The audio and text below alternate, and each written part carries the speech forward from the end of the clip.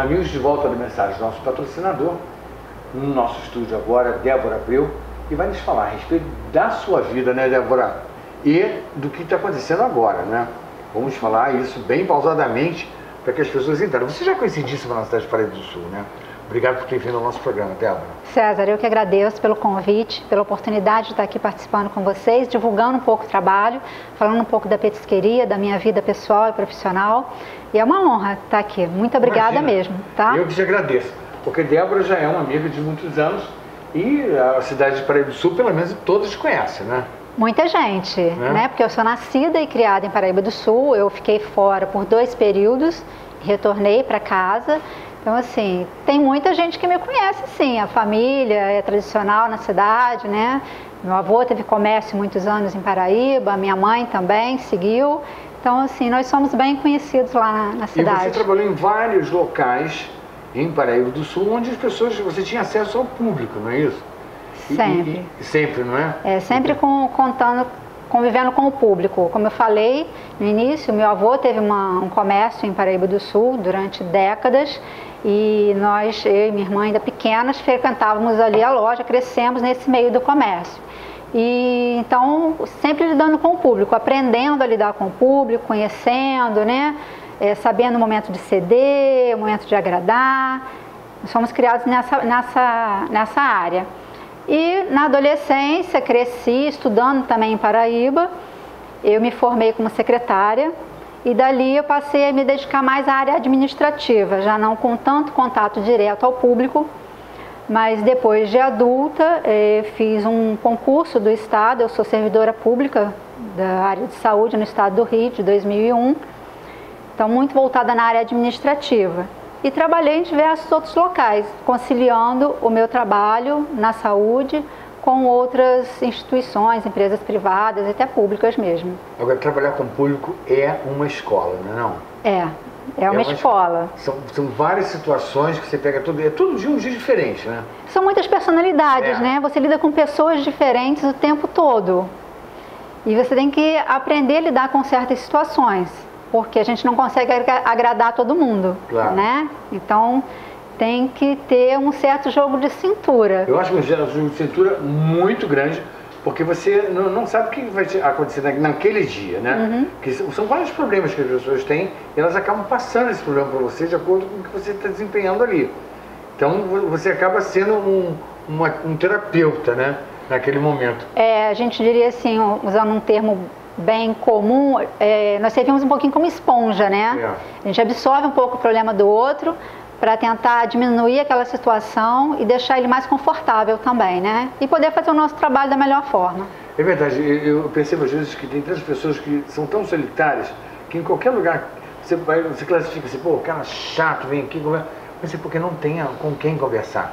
Então, sempre que a pessoa tem um momentinho que você dá uma certa atenção, então aquilo é de um valor inestimável para aquela pessoa, né? Eu acho que falta um pouquinho isso no nosso dia a dia, César.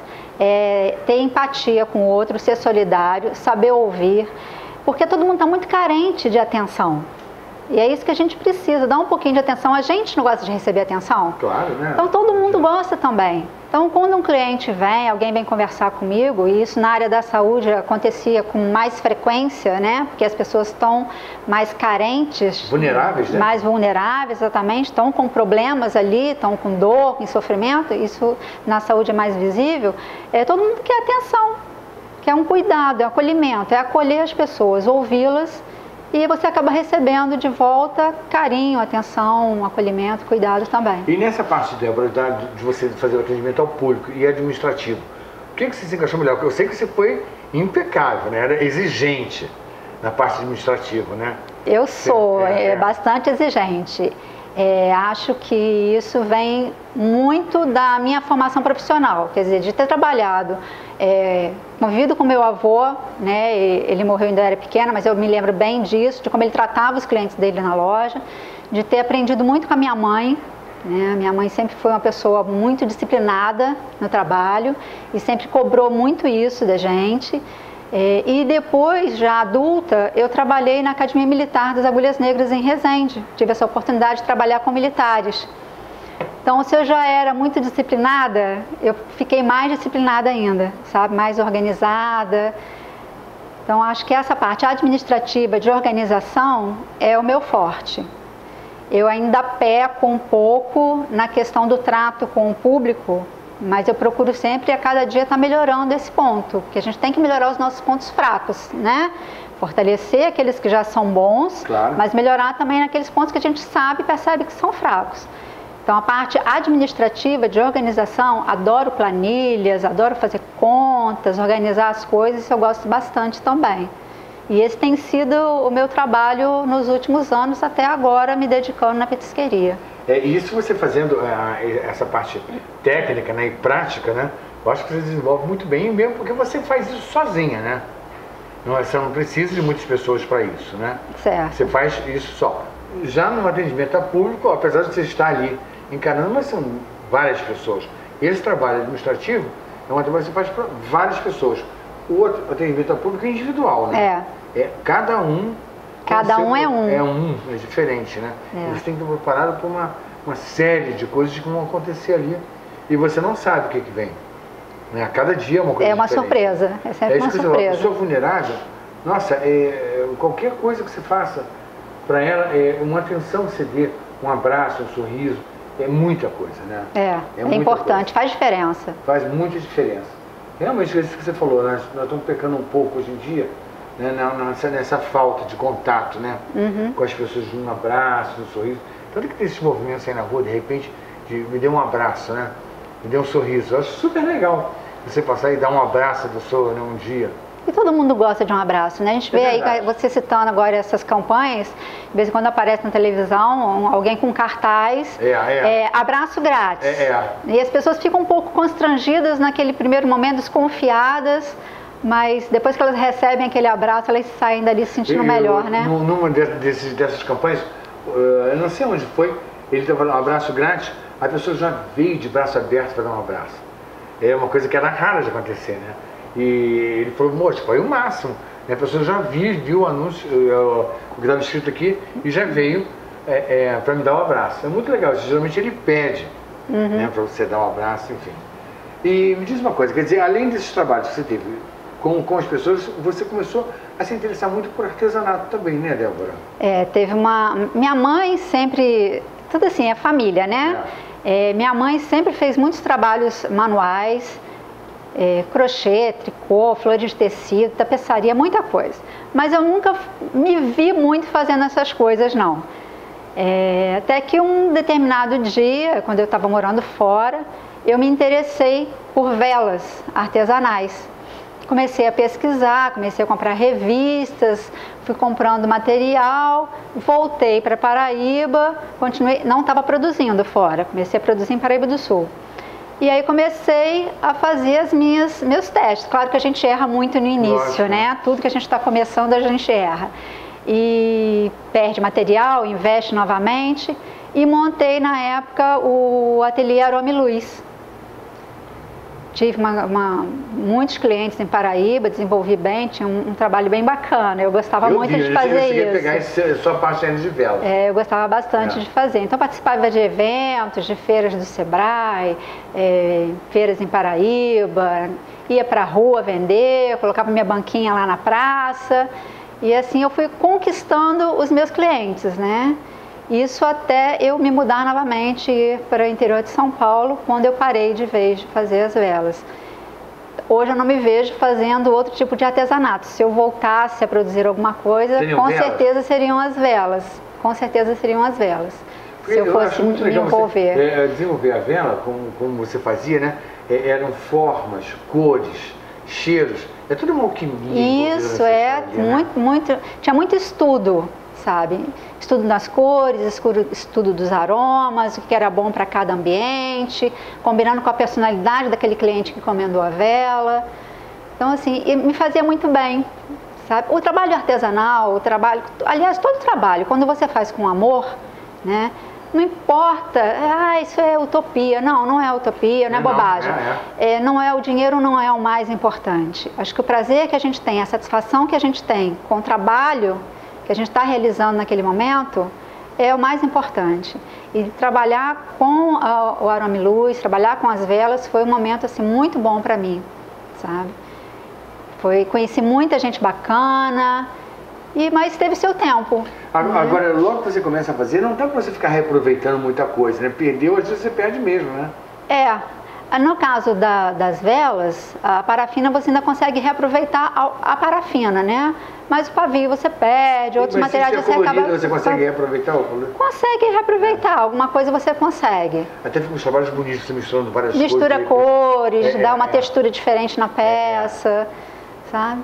Eu tenho saudades daquela época, foi uma época muito bonito. muito Se você boa. fala agora de textura em vela, eu me lembrei dessas texturas, eu vi velas com várias texturas e ficam realmente muito bonitas, né? Era um trabalho muito bacana. Umas escovadas, eu acho que você fazia. Fazia escovada, fazia... eu cheguei a fazer muito trabalho com luminária, eram peças exclusivas que eu fazia, né? Não tinha ninguém aqui na região que fizesse aquele tipo de trabalho. Eu fiz com a Ponte de Paraíba, os pontos turísticos, né? Igrejas, eram umas peças bem interessantes. Pena que eu não tenho nenhuma foto aqui para mostrar para vocês. Mas assim, dava até pena de usar, né, Débora? Porque vai acabar aquele era um problema. No caso das algumas velas que eu fiz, decorativas, em gel, o cliente tinha medo, assim, ficava com pena de queimar. E eu falei, gente, queima, porque eu produzo outra, não é? Mas eram tão bonitas, modéstia à parte, eram tão bonitas as peças que as pessoas ficavam com receio, assim, com pena mesmo de queimar, né? E perder aquele trabalho ali. Não tem problema não, eu faço outra. Pois é, o negócio é você comprar essas velas maravilhosas, se Débora vier fazer de novo, porque ela agora está no outro ramo, que nós vamos falar daqui a pouquinho, a respeito desse ramo que é fabuloso também. Mas ter essas velas e usar, né? Porque, gente, você não vai levar essa vela, né? Você vai ter que usar para fazer, tira uma foto, guarda, né? Arquiva, né? E usa essa vela e faz outras velas. Faz outras coisas, né? Porque são velas muito bonitas. Eu me lembro de trabalhos seus muito bonitos nesse campo de vela. Você fez mais alguma coisa de artesanato, Débora? Não, em artesanato não. Em artesanato só eu trabalho com as velas mesmo. Nunca tive muita habilidade.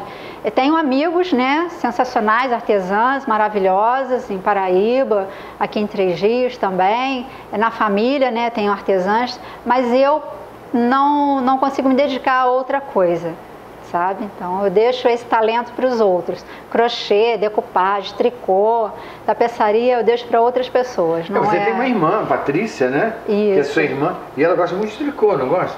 Minha irmã tá puxando muito essa coisa da minha mãe também, né? O tricô, crochê, decupagem, ela faz uns trabalhos com garrafas também, cordas, muito interessante. Então ela... Deixa isso para ela, eu cuido da outra parte. Porque dia você tem que chamar a Patrícia para mostrar os trabalhos dela, assim, para um final de ano, uma sugestão. Um presente, né, de Natal. Exatamente, Natal, essas coisas. De repente a gente vai chamar a Patrícia aqui também para ver os dotes artísticos que ela tem. Tá certo, vai ser um prazer. Não é? Vai ser muito legal. E me conta assim, aí depois desse tempo todo, você voltou a ter seu trabalho burocrático, né? Uhum. E aí surgiu uma ideia, né?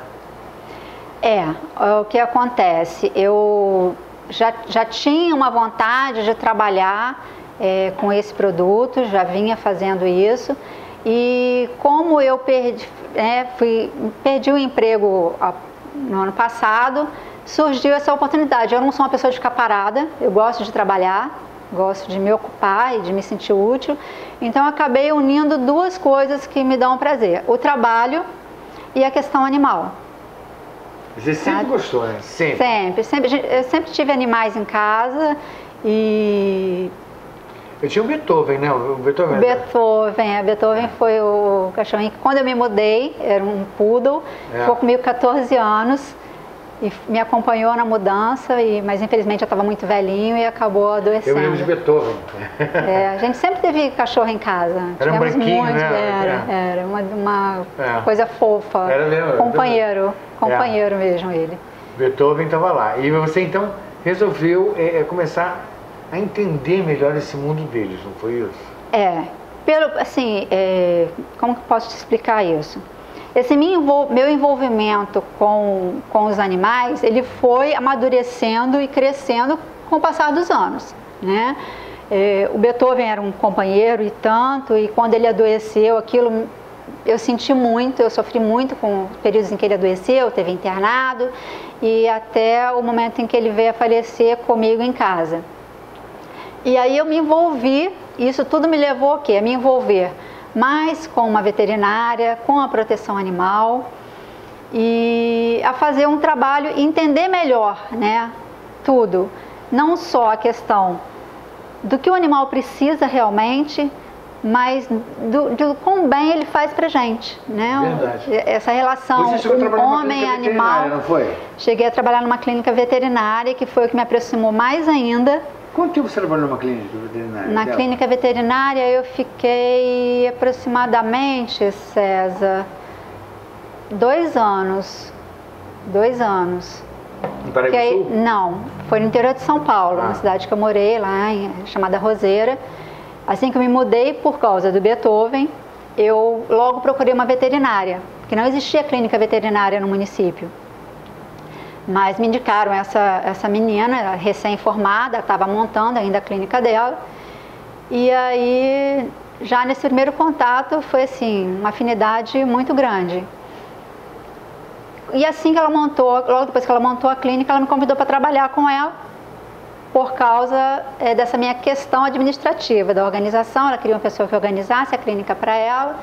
E aí eu fui trabalhar com ela e lá... E organizou? Organizei tudo. Eu acho que não podia ter tido alguém mais perfeito do que a Débora para fazer isso, né, Débora? Para organizar aquele... Era muito papelada, Débora. Já estava informatizado já, né? Então, a clínica tinha recém-inaugurado, tinha poucos meses de criação, de funcionamento. Então, assim, eu acabei elaborando todas as planilhas, todos os controles, né? De consultas, de banho e tosa, vacinação, eu acabei elaborando tudo isso, controle de estoque, cadastro de clientes, eu acabei organizando tudo isso para ela, até que um belo dia a veterinária resolveu alçar, né, outros voos em outros locais e fechou a clínica. Mas nesse período que eu fiquei com ela foi um de aprendizado muito grande, nessa questão do animal, do cuidado com o animal. E ela me apresentou também a pessoas muito bacanas e importantes na minha vida, que são as pessoas responsáveis pela proteção animal lá em Roseira, né? Então eu me envolvi diretamente com elas, arregacei as mangas e fomos para esse trabalho. E nessa clínica foi quando eu comecei a fazer os primeiros biscoitinhos para os cães. E aí surgiu a ideia que nós vamos contar para você já no segundo bloco. Nós vamos agora a um breve intervalo e já voltamos com vocês. Até já.